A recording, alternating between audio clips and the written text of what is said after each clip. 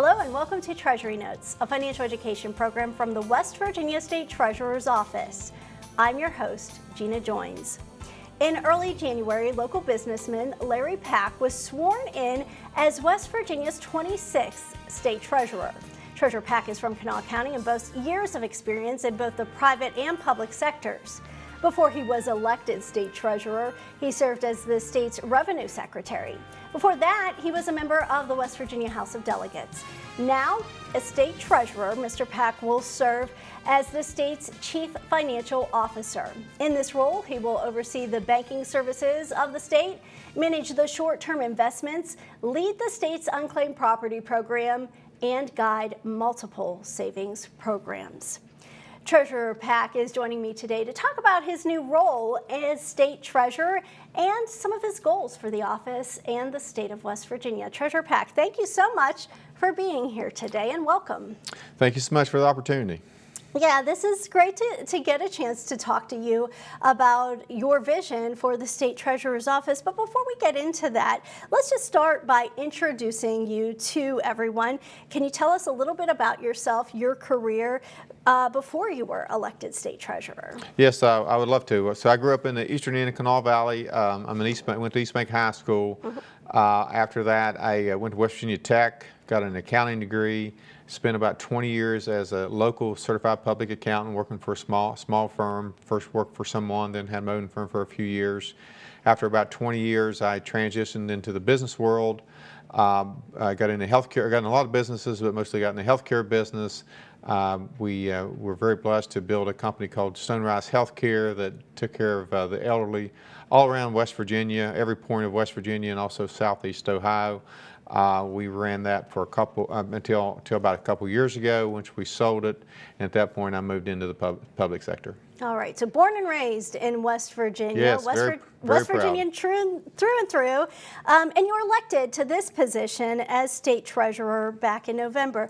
Tell us why. Why did you want to become West Virginia's next state treasurer? Well, it really kind of slipped up on me a little bit. I didn't really expect that, but in the last year of working for Stonerise Healthcare, I ran for the House of Delegates. All 6 children were finally out of the house, and so we had a little more time in our hands and thought, well, let me try this and see if I like it. I was in the House of Delegates for about a year and a half.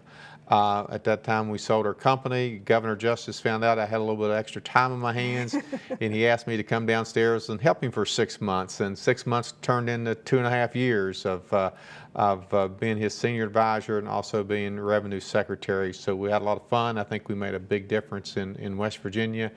But about a year ago, as Senator Justice's term was running out, I started looking around trying to decide what to do. Riley Moore contacted me. Treasurer Moore said that he's going to run for Congress, asked me to consider running for state treasurer. I'd never really considered it before. We had a lot of conversations, talked to my wife, we prayed a lot, and decided let's make a run for the treasurer. All right. Well, so you were revenue secretary under the governor's office, and that means you really already now go into this new position having a good grasp of the state budget and the inner workings of the state's finances. But your role's going to change a little bit. So can we talk a little bit about how your role is going to change as you transition from revenue secretary to now the state's treasurer? Yeah, I think when you're revenue secretary and you're part of the governor's team, the revenue secretary is in the execution business. The governor's in the execution business, so they're taking care of the state's budget. They're collecting revenues, the taxes. They're talking about different tax cuts and different things. You're running the lottery commission or the ABC commission or the insurance commission. So it's all operating entities. So much of what the treasurer does is more longer term. We're the chief financial officer. So we have some things that we operate, but we also are the state's chief financial officer, so we're giving a lot of advice. We're looking long term as what's best for the state of West Virginia. We're looking at the investments, how we borrow money, how we spend money. So kind of a little bit bigger picture type of view, but not so much down in the day-to-day execution of certain things of government. Yeah, that's a really good point. And as state treasurer, you often hear it said that you are the banker of state government. So you're really operating as a bank more than, as you said, down in the weeds at the governor's office. Can you talk more about the mission of your office now as you enter this new term as state treasurer, and what some of your priorities are going to be? I think the number one priority is to be the state's chief financial officer, to weigh in on all spending type issues, to weigh in on how we collect our money, how we spend our money, how we invest our money. And I think with that is to do the best we can as far as being the state's bank, doing everything we can to make sure that the monies are safeguarded, that we're making all the proper investment returns. All the things that a bank would do. A lot of it's kind of mundane. People don't think about it if it doesn't work, but simple things, just getting payroll out on time is very, very, very important. Making sure all the agencies know where their money is and it's being invested. So a lot of good stuff with that aspect. But the Treasurer's Office has a lot of different programs that prior legislators have said, hey, State Treasurer, will you handle this, will you handle that? So we got a big portfolio of things that we do. Looking forward to doing that. And I think probably one of the biggest programs we have that we're seeing a lot of growth in is Hope Scholarship. Executing that, making sure that we're meeting the demands of the parents who want school choice for their children. That's a big part of what we're doing, and a big growth area, and it's something we're really focusing on. Yeah, truly one of the newest programs of the State Treasurer's Office, and a big responsibility for the office as well. No question. Anytime you have a new program, there's always some struggle and growing pains. So, 2 years ago, there was, I think, 2,000 students in it. This started out this year at 5,000. Now it's at 10,000. We think it will be 18,000 by the time we get to next September. And then in the school year 26-27, it's wide open. So a lot of expansion inside that program as parents decide that they want to take control of their children's education. They want choice. They want to look at different options. We have to be able to meet that need, make sure that we get the money to the parents as quickly as we can. Also making sure that just as the program runs as smooth as possible. And West Virginia is what we should really say kind of leading the way in this effort in the broadness of the school choice. We're absolutely a national leader. We will be the first state to have open school choice in school year 26-27. But it really goes to our culture today. People want choice. They don't like one size fits all. So we are leading the nation on it. We're very, very proud of it. I think the pandemic kind of accelerated this need and desire for choice. For parents and for students, and so we're very excited about that. We're excited about working with Governor Morrissey and his team, also with the legislature to make sure this program is a success. Yeah, so people need patience as the program grows and develops. Yes. And great work by your office there. Okay, so you talked a little bit about investments, and I want to get a little bit more into that because as state treasurer, you become automatically the chairman of the board of Treasury Investments, and the board manages the short-term operational funds for the state of West Virginia. Tell us how your experiences will help you guide the board. I know you're not a stranger to what the Board of Treasury Investments does. No, not at all. And I've sat on the board of Treasury Investments, I guess, for last year as a governor's representative, maybe the last year and a half. But again, as you say, we manage the short-term investments for the state of West Virginia. There's probably about $11 billion in there today. And so we want to make sure the money's invested, we get the best return that we can for the various state agencies, but also that the money is safe. My entire career has been either advising people how to handle their money, how to invest their money, working with banks. So this is something I have a lot of experience with. Okay, let's get into that. The advising of finances. As state treasurer, you have said that one of your priorities is making sure the people of West Virginia have access to financial education resources. Tell me why personal financial education is so important to you and you think it's so important for West Virginia families. Well, I think it's always been important. When I grew up, my parents were in small businesses, so that was kind of what we talked about at the dinner table every day. I think as families have got a little bit more detached, as we have more intrusions and more things to think about, there's less opportunity to sit around the table and talk about life's lessons. Also, just the way the school system has so many different things pulling at it, that we don't have those type of classes, or very many of those classes inside our school in these days. But we all know if we get a good, firm financial understanding of how to operate finances, how not to overuse credit cards, how to budget our money, things just go a lot better. And the sooner that the children can learn that, students can learn that, the better. We also have the opportunity. Really, it's a struggle with our phones now. So a lot of these kids get their phones, and there's so many things they can spend money on. They need to learn at a really early age, because that opportunities are coming to them really quick. Financial education concepts, you can learn those very early on, and all different levels of personal finance you can learn at different stages as you grow. One of the things that your office hosts is the financial education activity Get a Life. It is specifically designed for middle school students to learn how to budget their monthly finances. And with this activity, students get a career card. They learn a little bit about what it takes to make a monthly house payment, buy a car, those types of things. That's an exciting thing, I think, to think about when you're that age. And I've been to these sessions, and many times the kids are really surprised by what their parents are having to do every month just to make pay the cell phone bill or pay the house or car payment. Tell me why a program like this one is so important for students here in West Virginia. Well, I think it does open their eyes. Again, in years past, everything was with cash, so they could see their parents putting down real money for going to the grocery store, or going to the pharmacy, and so forth. But now everything's about plastic, and a lot of children, a lot of students doesn't understand that there's real money behind that plastic, and it's related to the amount of money that their parents make. It's related to all the other bills that their parents have. So it's just an eye-opening experience for these 8th graders to understand, how much things cost. The impact of having this job versus that job. It's a time when they're starting to think about what do they want to be when they grow up, what do they want to do. So I think it's just a really opportune time to do that. And again, having the technology we have today, it's just a lot harder for them to learn it by themselves. This is a great program, and I'm very excited to partake in it, and very excited to watch it happen. And you're a parent yourself, so what is the importance of having these conversations at home as well? Well, being a parent of 6, you find that some of our children are very frugal and very careful with money. Some of them are not so much. They have to learn on their own. But we just try to have frank conversations. Try to teach them early on. Whether it's allowance, give them a credit card with a small limit on it.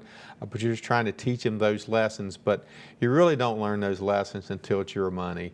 And so having 3 just out of college, they're learning those lessons now, and it's kind of fun to watch them. And as parents, we walk them through that. But we tried to give them good grounding, again, starting in about middle school, where they started getting a sense of the worth of money, the value of the money, and where it comes from. And the interesting thing about personal financial education is that it then transcends into the community. Adults who are more financially savvy really help uplift the whole community. The economic circle kind of takes effect. Oh, absolutely. It really does.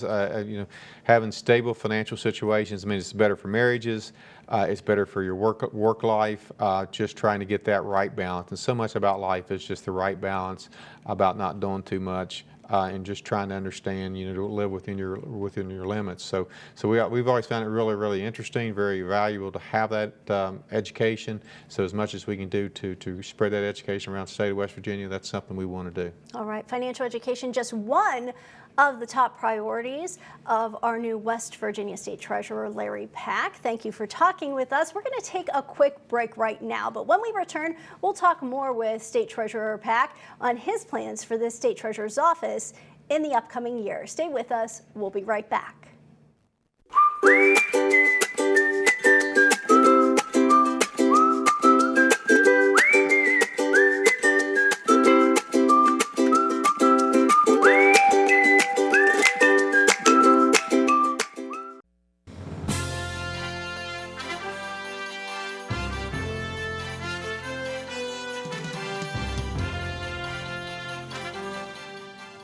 Welcome back to Treasury Notes. I'm your host, Gina Joins. Today I'm here with newly elected State Treasurer Larry Pack. Treasurer Pack was sworn into office in early January, and he has been very busy ever since. While running the state's bank is the treasurer's primary duty, he also manages several other programs that serve the people of the state. Since taking office, Treasurer Pack has been actively involved in the community with several of these programs. Thank you again, Treasurer Pack, for being with us here today to talk about the State Treasurer's Office and all of the great programs that this office administers. We talked a little bit about Hope Scholarship before the break. That is the newest program of the State Treasurer's Office, and really something that your administration and the Governor's administration have been supporting.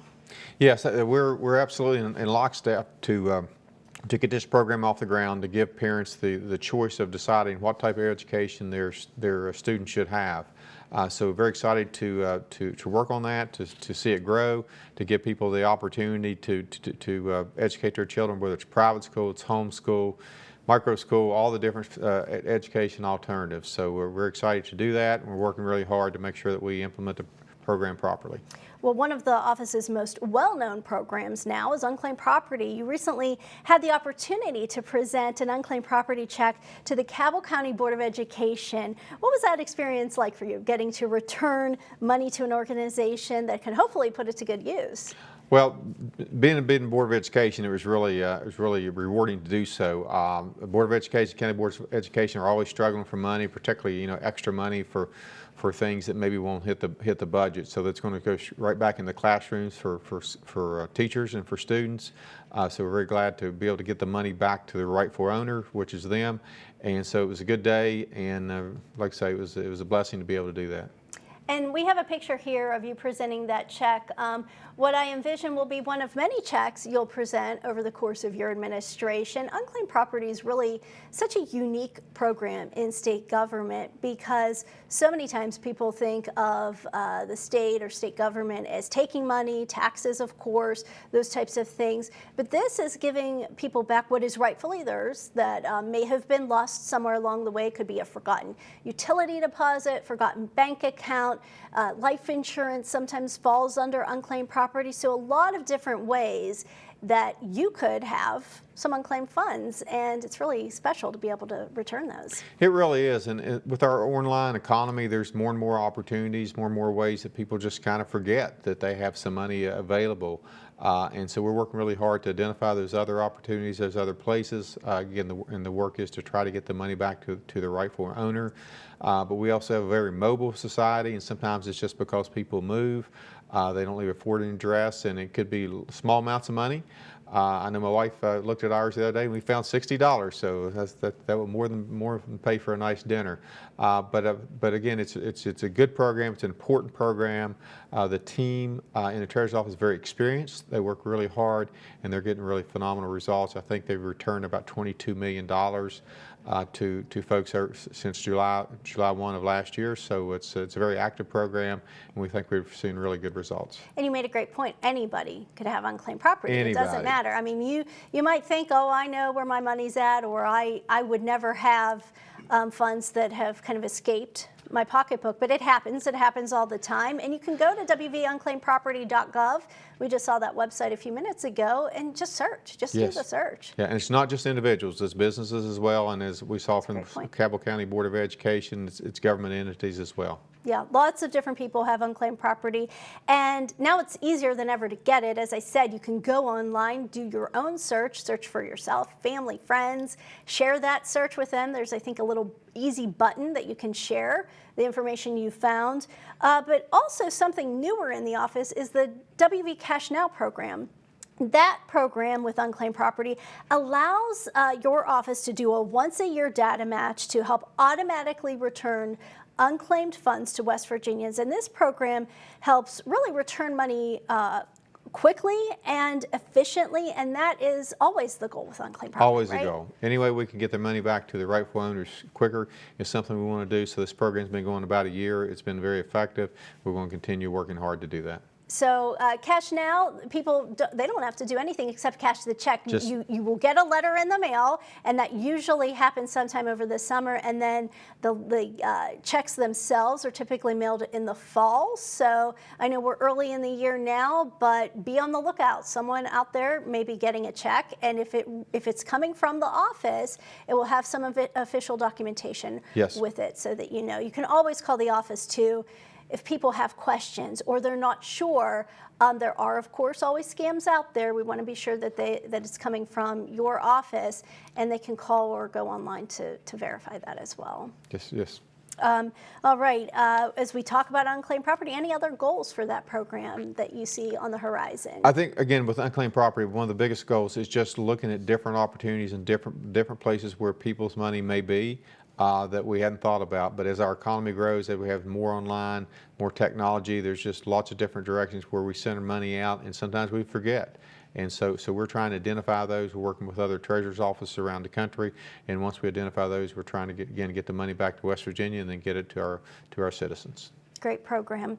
Well, another great program, Smart 529 College Savings. It's been around for more than 20 years now, helping West Virginia families save and invest for their children's education. And you recently launched the 18th annual When I Grow Up essay contest. This is for students in grades kindergarten through 5th grade. You even had the opportunity to visit a local elementary school and talk about this contest. Tell us about that. Yeah, we got to visit at Holtz Elementary last week with 2nd, 3rd, and 4th graders and talk to them about it and encourage them to talk to their parents when they got home about entering this contest. So the contest is all about bringing awareness of the program all through West Virginia, not only to the students, of course, but to their parents, to try to get their parents to start investing early in a college education. And so, again, a big part of it's awareness. Now, there are prizes, and we'll have prize award winners, 15 all around the state. So I look forward to reading those essays. I think there's about 3,000 essays last year. And again, I don't think I can read all 3,000, but I will want to read a lot of them. But again, it's just about bringing awareness to this program. It has been in place for many, many years. Being the father of 6, we took advantage of it with all 6 of our children.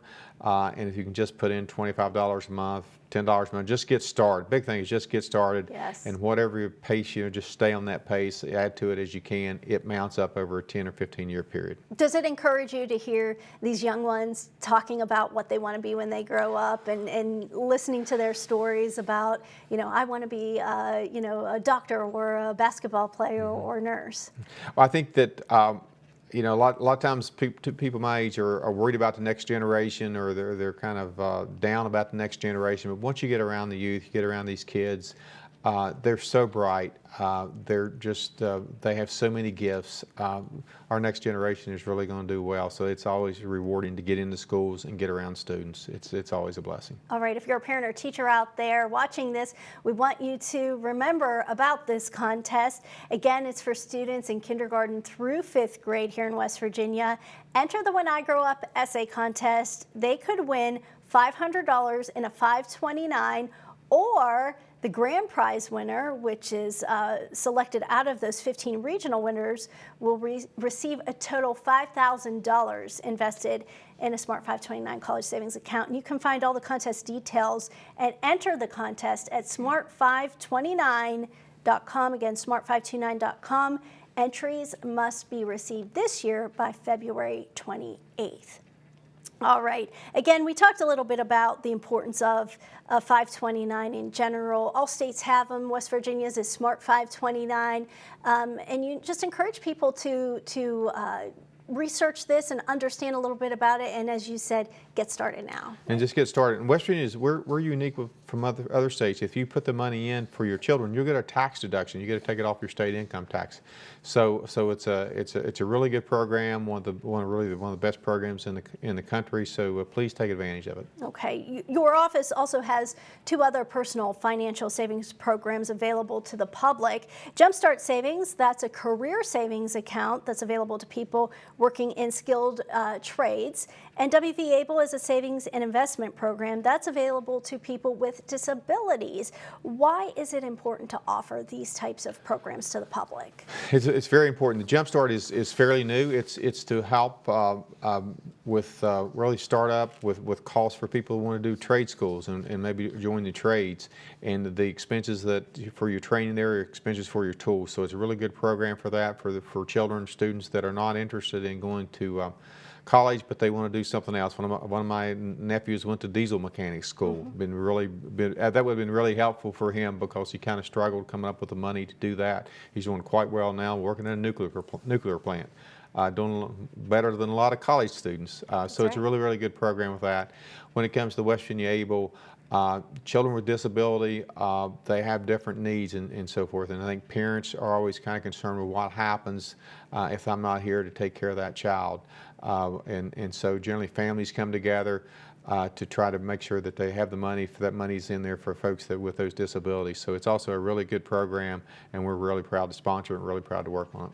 As I said, so many different things happening in the State Treasurer's Office. You're going to have a busy upcoming year. We want to remind people they can go to wvtreasury.gov to learn more about all the programs we're talking about today. And one of the final programs I wanted to talk about is the state's 457 Retirement Plus. It's a deferred compensation plan for public employees. This gives public employees a chance to have a supplemental retirement savings, much like, a 401k in the private sector.